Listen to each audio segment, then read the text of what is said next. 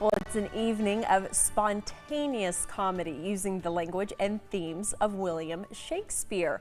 Improvised Shakespeare creates a fully improvised Shakespearean masterpiece right before your eyes. And here to tell us more about it is Blaine Swin, creator and director of the show. Thanks for being with us today. Oh, thank you for having me. This might be a crazy question, but what can people expect when coming to see the show? I mean, fully improvised. Yes, yeah, that's a good question. We asked the audience to give us a title of a play that's never been written, and then we make up that play in the style of Shakespeare. So we haven't memorized any lines. All of the characters are created while the audience watches. We like to say, if ever you're wondering where the story is going, so are we.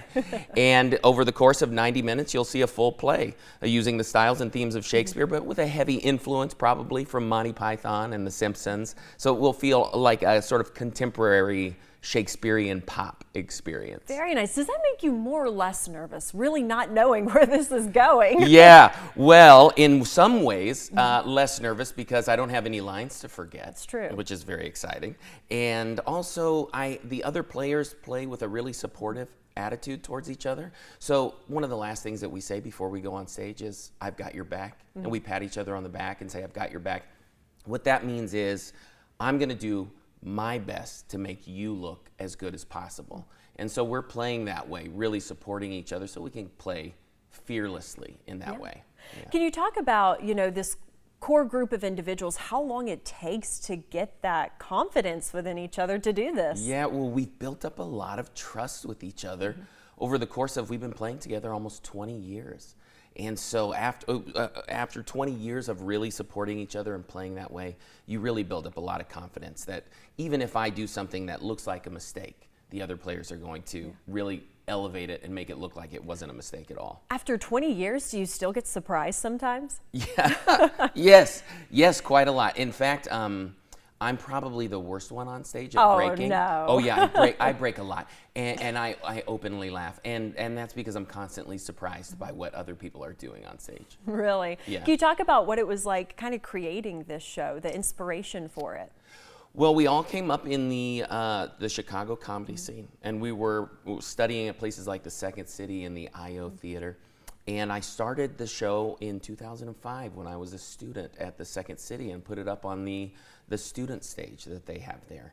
And I had experience doing Shakespearean improv before. A lot of times people have experience doing it in sort of like short, like whose line is it anyway style games where they just do it for three minutes. But I was part of groups that started to experiment with doing it longer and longer. And by the time I got to Chicago, I thought, let's see if we can do this, for a full 90 minutes. Yeah. Wow. Talk about who this show is kind of tailored for.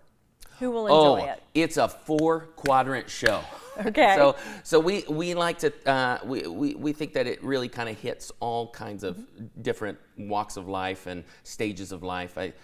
There's really a kind of cultural alchemy that happens in our shows. So Shakespeare drew heavily on pop culture and daily life and politics of his day, and we do the same thing. Even though we're using these and thous, we're still drawing in contemporary references, and where Shakespeare had Greek mythology and Bible verses, we have Disney mythology and Beatles lyrics. Okay. And we can incorporate those into the show, and of course use our Greek mythology and Bible verses too. Right. Yeah. So why Shakespeare?